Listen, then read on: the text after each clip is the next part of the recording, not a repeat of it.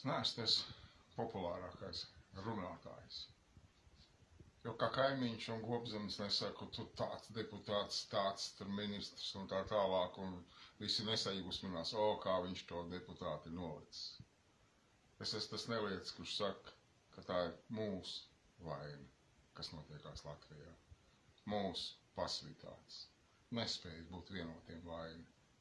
Ka faktiski Latvijā valda nevis kaut kādi mūsu tautas priekšstāvi, bet naudas vaina.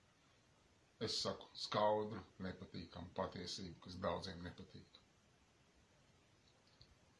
Tāpēc tomēr aicinu apzināties, ka mūsu Latvija izzūd tikai mūsu apātijas, nespējas būt vienotiem. Un izējām no šī apsēstības, ka mums jābūt vienotiem ap kaut kādu vadoni. Mums jābūt vienotiem ap ideju, ap mērķi.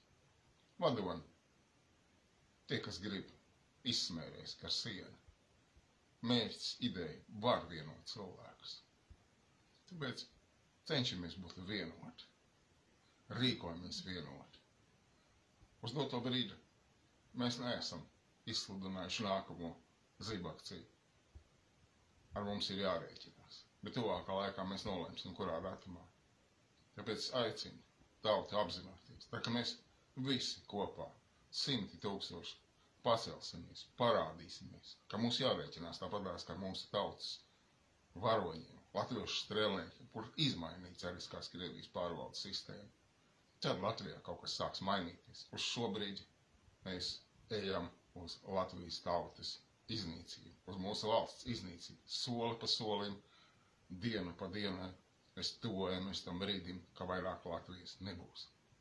Un tā ir tikai mūsu apātijas, nevis tautas priekšstāv vaina. Mūsu apātijas, vienaldzības, neticības un bailes rīkoties vaina. Mosties, celies, rīkojies. Tikai mūsu rokās ir Latvija, neviena cita, ne Trumpa, nekāda cita. Mūsu rokās ir Latvija. Mosties, celies, apvienojies, rīkojies. Paldies!